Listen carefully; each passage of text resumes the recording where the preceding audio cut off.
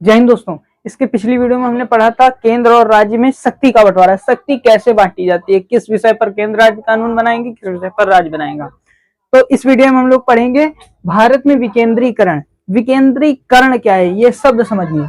इसका इंग्लिश अर्थ होता है डिसेंट्रलाइजेशन। डिसेंट्रलाइजेशन, विकेंद्रीकरण। ठीक, तो ये होता है। इसका मतलब क्या होता है ये जानिए। देखो, वी का मतलब हिंदी उपसर्ग है वी, फैलाना।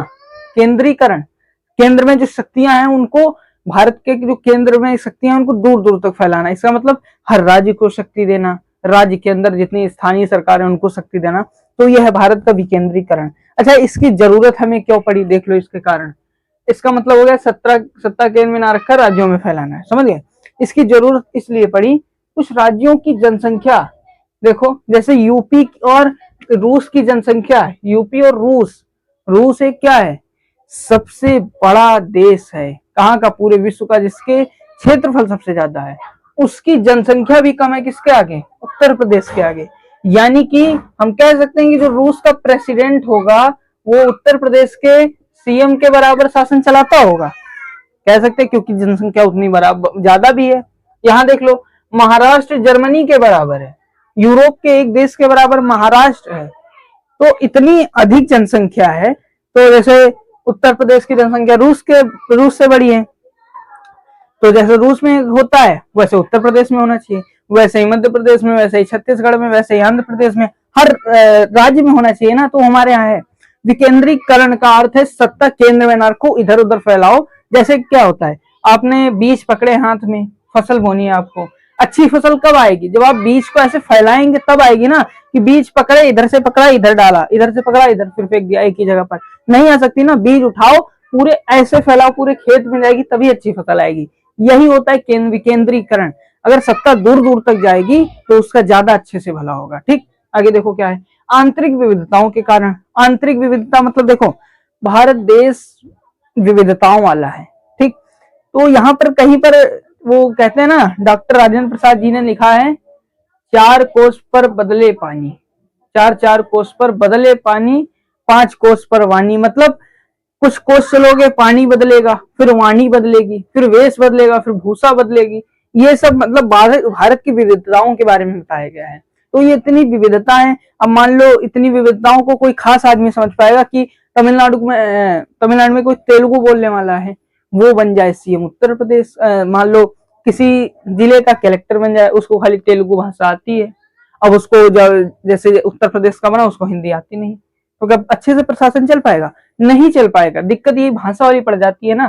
तो समस्याओं के कारण भी यही सेंट्रलाइजेशन किया गया है कि जैसे एक क्षेत्र होगा, मान लो ये क्षेत्र है, इस क्षेत्र की जितनी समस्या है उस क्षेत्र के आदमी समझ पाएंगे। अब ये थोड़ी ना गुजरात में बैठा कोई आदमी असम की समस्या सुन लेगा, नहीं सुन पाएगा ना। मान लो उसको समस्या पता होंगी, भाषा कन्वर्ट करके कुछ भी बता देगा, लेकिन वो उतने अच्छे से निवारण नहीं कर सकता।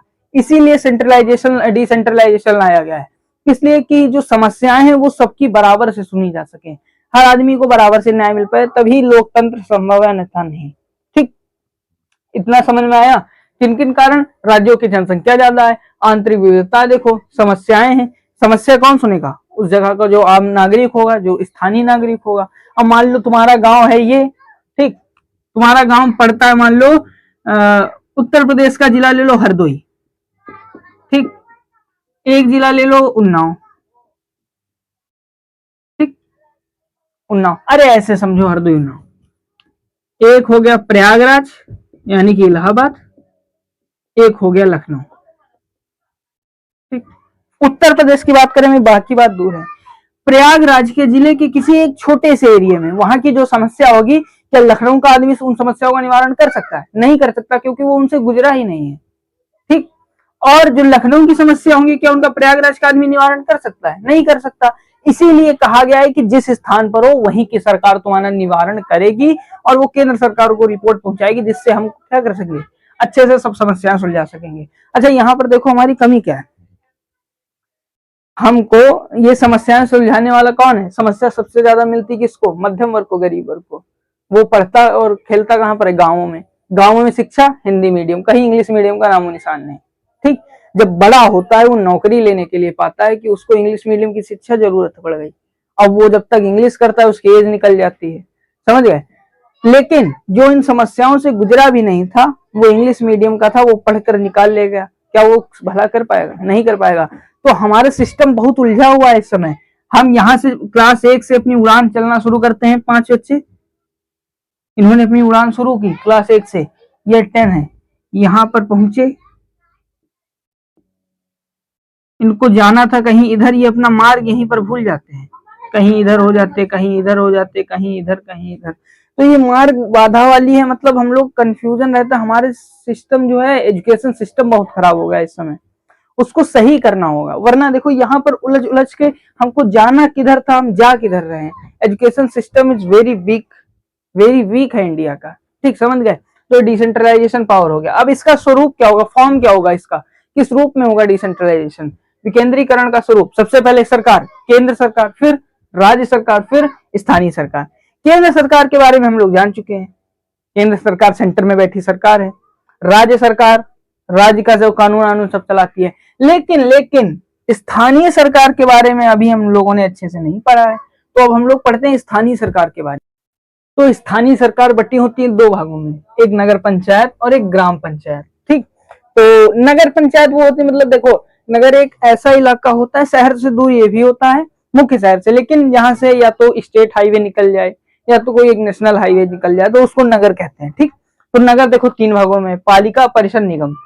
अगर कम जनसंख्या है, मान लो 60,000 से 2 लाख के बीच में पालिका हो जाएगा, उससे ज्यादा है 5 लाख तक परिषद हो जाएगा, 10 लाख तक है नगर निगम लग जाएगा, ठीक। तो ये होते हैं नगर को विभाजित, पालिका, परिषद, निगम, ठीक।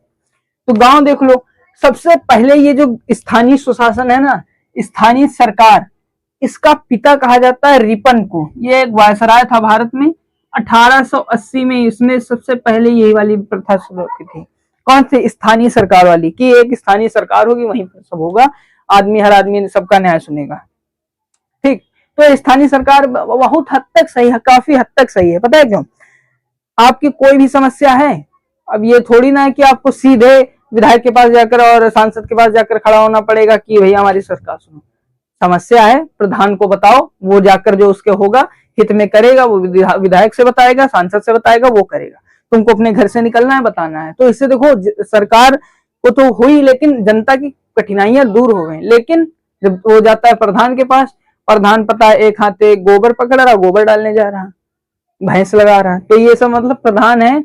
और इसके कुछ दोष भी है ना, क्योंकि स्थानीय सरकार को उतने अच्छे से नहीं लिया जाता है जितने अच्छे से हमारी विधानसभाएं ली जाती हैं, जितने अच्छे से हमारे लोकसभाओं के लिए सदस्य लिए जाते हैं, उतने अच्छे से इनको कोई नहीं लेता। इनको मतलब एक फॉर्मेलिटी अदा करने के लिए इसे बना लेते हैं। लेकिन इन लोगों की बहुत भूमिका, हम लोग इनका उपयोग नहीं कर पा रहे हैं ना, दिक्कत ही हमारी है। हर चीज का उपयोग शिक्षा से होगा, जब तक शिक्षित नहीं तब तक कुछ नहीं। Education is the powerful weapon which can use in the change in the world. Education एक ऐसा हथियार है जिसकी मदद से आप पूरा विश्व बदल सकते हैं, ठीक। तो अगर आपको शिक्षा है तो प्रधान को लगे रहोगे, जाओ हमारा काम करो, काम करो, काम करो, और उसने थोड़ा भी आपको नहीं पता है, थोड़ा भी बता दिया, आप बैठ के चुप आराम से, बस। तो शिक्षा जरूरी है, ठीक। तो इसके अब देखो, ये दोनों सरकार तो हो गई, ग्राम पंचायत, नगर पंचायत। अब इसमें से जो आदमी चुना जाता है, उसमें देखो वार्ड बांटे जाते हैं, वार्डों से तो ये कठिन प्रक्रिया होती है चुनाव की, ज्यादा कठिन में वार्ड बांटे जाते हैं। वार्डों से चुनकर एक आता है एल्डरमैन,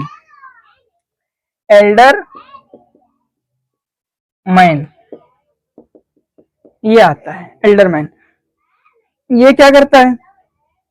एल्डरमैन चुनता है महापौर को।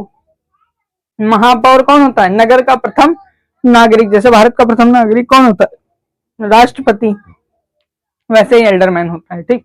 आगे देखो, ग्राम पंचायत का बहुत सरल है, लेकिन इसके लिए कहा गया है, इसके लिए जैसे ही ये बना था, ये कब बना था? पहले तो देखो 2 अक्टूबर 1959 को लागू हुआ था, लेकिन इसके बाद कुछ चुनाव आम तरीके से जब मन हुआ तब पर्ची लेकर गए, चुनाव डाल दिया इसे, जब मन हुआ तब डाल दिया।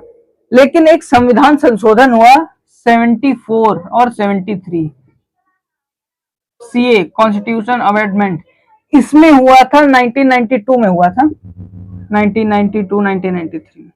इसमें क्या हुआ था?